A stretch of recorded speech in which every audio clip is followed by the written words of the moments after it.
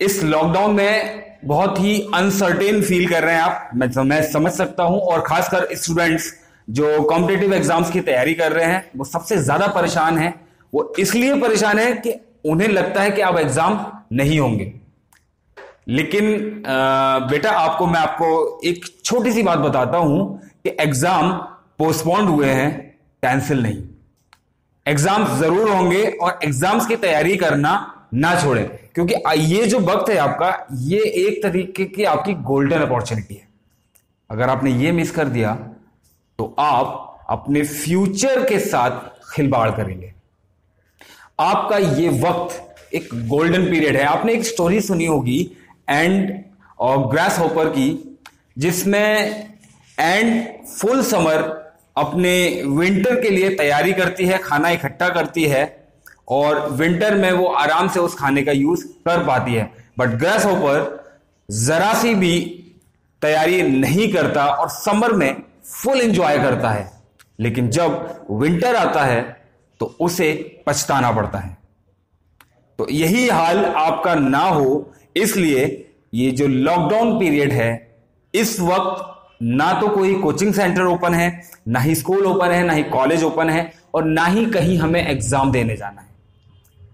हमें सिर्फ और सिर्फ अपनी लैंग्वेज पर, अपनी कॉम्पिटिटिव एग्जाम की जो भी तैयारी कर रहे हैं, जो भी सब्जेक्ट्स हैं, उन पे हम अपनी मजबूत पकड़ बना सकते हैं। देखो सिंपल सी बात है, एग्जाम लेट होने का मतलब या आपको इतना आराम देने का मतलब समझ रहे हैं कि अब कंपटीशन बहुत टफ होने वाला है। अब कंपटीशन इतना इजी नहीं रहेगा। उसकी वजह है कि आपको इतना आराम मिला है, आपको इतना वक्त मिला है, और इतना वक्त मिलने की वजह से ये कंपटीशन और ज्यादा टफ होने वाला है। सेकेंड रीजन कंपटीशन टफ होने वाला जो है, उसका रीजन आप जानते हैं कि प्राइवेट सेक्टर में या अदर सेक्टर में जॉब्स पर बहुत बड़ा इफेक्ट पड़ा है। लोग अनएम्प्लॉयमेंट का जो रेशियो है वो बढ़ चुका है। बेरोजगारी ही आपको आपके कंपटीशन में कॉम्पिटिट करेगी। सबसे बड़ा कंपटीशन अब आने वाला है जॉब्स के लिए, गवर्नमेंट जॉब्स के लिए या किसी भी सिविल सर्विस के लिए आप अगर तैयारी कर रहे हैं तो अब आपके सामने और बड़े लेवल का कंपटीशन। अब ये कंपटीशन क्रैक करने के लिए इजी तो होता नहीं है, बट इसे क्रैक करने के लिए आपको इस लॉकडाउन का फुल प्रूफ यूज करना पड़ेगा। और इसका यूज कैसे होगा? इसका यूज करने के मैं आपको तरीके बताता हूं।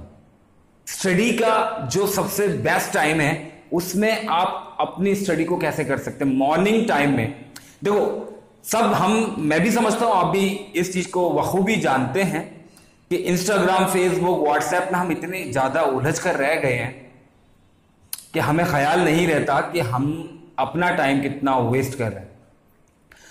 तो मॉर्निंग टाइम में ना तो कोई इंस्टा पे ऑनलाइन होगा, ना कोई व्हाट्सएप पे ऑनलाइन होगा, ना कोई फेसबुक पे ऑनलाइन होगा, ना कोई ट्विटर पे ऑनलाइन होगा। तो बेस्ट टाइम है, सबसे बेस्ट टाइम है मॉर्निंग का स्टडी के लिए। सेकेंड रीजन मॉर्निंग का बेस्ट टाइम क्यों है? क्योंकि उस वक्त माइंड की जो फ्रीक्वेंसी होती है, माइंड जिस लेवल पे वॉक करता है वो ऑल टाइम में नहीं करता है। जैसे इवनिंग में अगर हम बोले कि मैं इवनिंग में पढ़ूंगा, तो इवनिंग में माइंड थक जाता है फुल डे के शेड्यूल के बाद, लेकिन मॉर्निंग में माइंड एकदम फ्रेश होता है और मॉर्निंग का याद किया हुआ, पढ़ा हुआ हम काफी वक्त तक याद रख सकते हैं। वो काफी वक्त तक हमारे माइंड में एक मेमोरी फीड हो जाती है जो बहुत इजीली नहीं निकलती। अगर रिवाइज होती रहे तो वो लाइफ टाइम के लिए हमारी मेमोरी में सेव हो जाती है। तो मॉर्निंग टाइम सबसे बेस्ट टाइम होता है।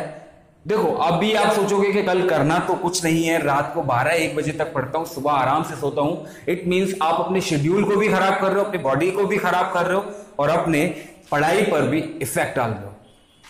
नाइट में कम पढ़ने की कोशिश करें, लेकिन मॉर्निंग में 4 बजे, 5 बजे, 6 बजे उठकर आप अपने मॉर्निंग के सबसे बेस्ट आवर्स, जिसमें आप फ्रेश होते हैं, जिसमें आप कूल फील करते हैं, वो आप अपनी स्टडी को दें। कॉम्पिटिटिव एग्जाम्स की अगर आप तैयारी कर रहे हैं तो वही सबसे पीक टाइम है जिसमें की हुई स्टडी आपको बहुत ज्यादा काम आने वाली है। और जैसे मैं पहले भी बताया कि कंपटीशन अब बड़े लेवल का है। अब कंपटीशन ये छोटा मोटा कंपटीशन नहीं है, ये कंपटीशन है बहुत बड़े लेवल का, क्योंकि अब लोग आपके सामने ज्यादा होंगे, कंपटीशन आपका बहुत ज्यादा लोगों से होगा। और जो कंपटीशन की तैयारी भी नहीं कर रहे हैं, स्टडी नॉर्मल स्टडी अपनी जो एकेडमिक की तैयारी उनकी चलती रहती है, 11th 12th ग्रेजुएशन के जो भी स्टूडेंट्स हैं, वो भी ये सोच के घर बैठे हैं, एंजॉय कर रहे हैं कि कॉलेज बंद है, स्कूल बंद है, स्टडीज करें तो क्या करें, किस सब्जेक्ट की तैयारी करें, किस पैटर्न पे तैयारी करें, हमें नहीं समझ आता। तो बेटा सिलेबस सबके पास होता है और हर एग्जाम का एक सिलेबस होता है। As per the syllabus you have to prepare your schedule, prepare a time table, then आप उसके अकॉर्डिंग अगर चलेंगे और सिलेबस के अकॉर्डिंग अगर आप पढ़ना स्टार्ट करेंगे तो डेफिनेटली आप अपने हाफ से एबव कोर्स को कंप्लीट कर सकते हैं। अब इस लॉकडाउन पीरियड को यार इतना इजी मत जाने दो, और अगर जाने दिया हाथ से तो आपके हाथ से वो चला जाएगा जो आपने कभी सोचा भी नहीं। ये सब बातें सुनकर आपको लग रहा होगा कि यार ये तो ऐसे ही बकवास करते रहते हैं, ऐसा कुछ नहीं होने वाला, ऐसा कुछ नहीं होगा। तो बेटा वक्त जिस दिन हाथ से निकला ना, सिर्फ पछताने के अलावा आपके पास फिर कुछ नहीं बचेगा। और बाद में सिर्फ एक ही डायलॉग याद आता है कि अब पछतात होत का जब चिड़िया चुपी खेत। तो बाद में पछताने से बेहतर है कि अभी की मेहनत काम आए। और इस एज की, इस वक्त की मेहनत, जिस वक्त आप बिल्कुल फ्री हैं, जिस वक्त आपके पास करने को कुछ नहीं है, जिस वक्त आपको बाहर घूमने भी नहीं जाना है, ऑब्वियसली सोशल डिस्टेंस मेंटेन करने की वजह से आपको बाहर भी नहीं निकलना है, तो why don't you use the time of lockdown in studies. आप इस टाइम को बहुत इजीली यूज कर सकते हैं, कोई बड़ी बात नहीं है यार। स्टडी का शेड्यूल बना सकते हैं टाइम टू टाइम। मैंने ये कब कहा कि आपको 10 घंटे पढ़ना है?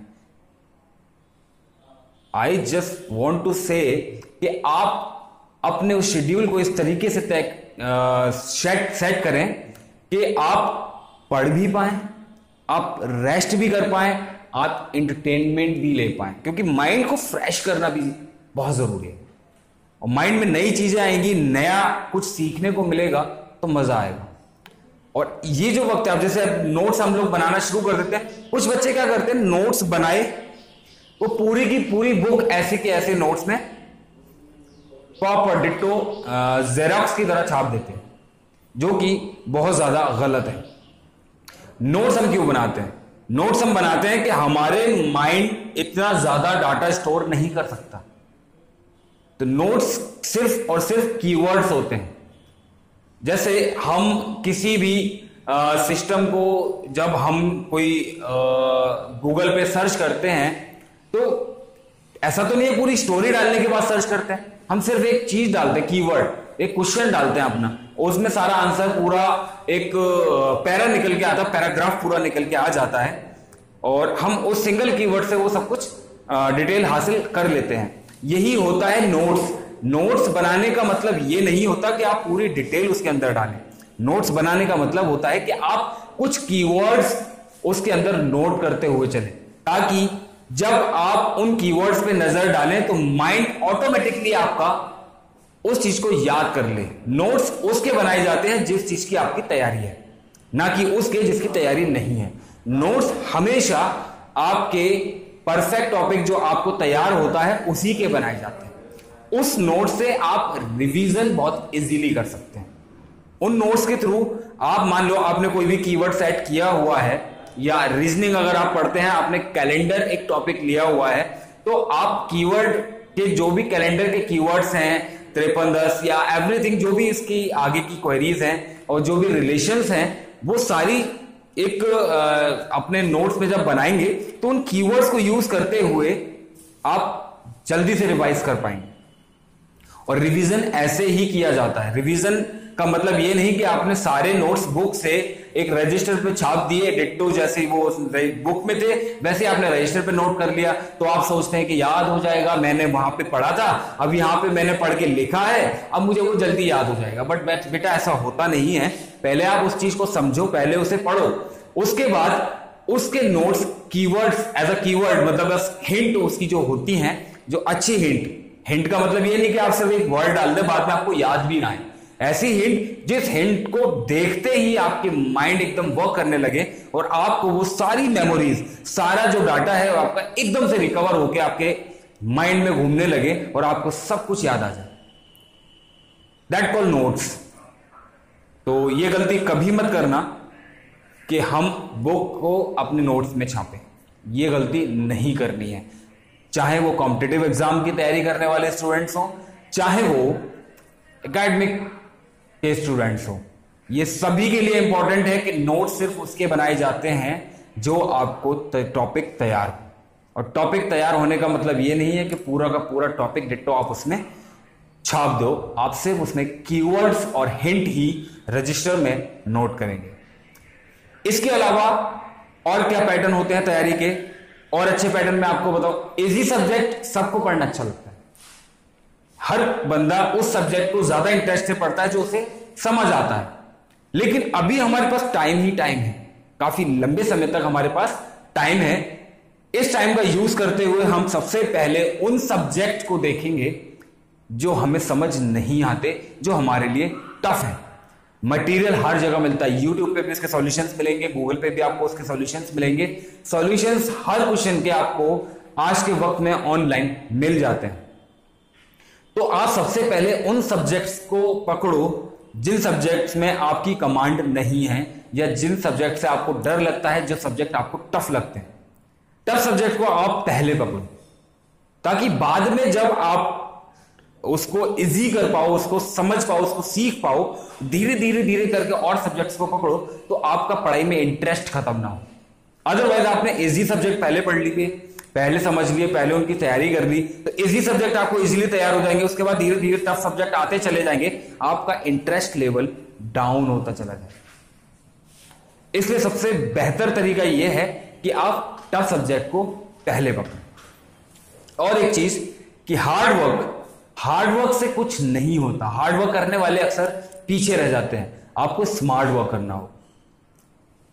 आज का वक्त सिर्फ और सिर्फ हार्ड वर्क का नहीं है, हार्ड वर्क के साथ साथ आपको स्मार्ट वर्क भी करना पड़ेगा। और स्मार्ट वर्क कैसे कर सकते हैं? स्मार्ट वर्क वो होगा कि आप अपना प्रॉपर एक शेड्यूल तय करेंगे, प्रॉपर एक पैटर्न के साथ अपना उसके लेवल को तय करते हुए आप आगे की फर्दर स्टडीज करेंगे, तो डेफिनेटली मुझे नहीं लगता कि आपको कोई रोक सकता है कामयाब होने से। और कामयाबी उनको जरूर मिलती है जो मेहनत करते हैं और स्मार्टली वर्क करते हैं। स्मार्ट वर्क वही करना जानते हैं जो एक्चुअल में कुछ करना चाहते हैं। इन्हीं बातों के साथ आपसे विदा चाहता हूं और फिर से मिलूंगा। तब तक के लिए मेरे चैनल को सब्सक्राइब करें, Ishal solutions bell icon press करना ना भूलें ताकि कोई भी नोटिफिकेशन मिस ना कर पाए।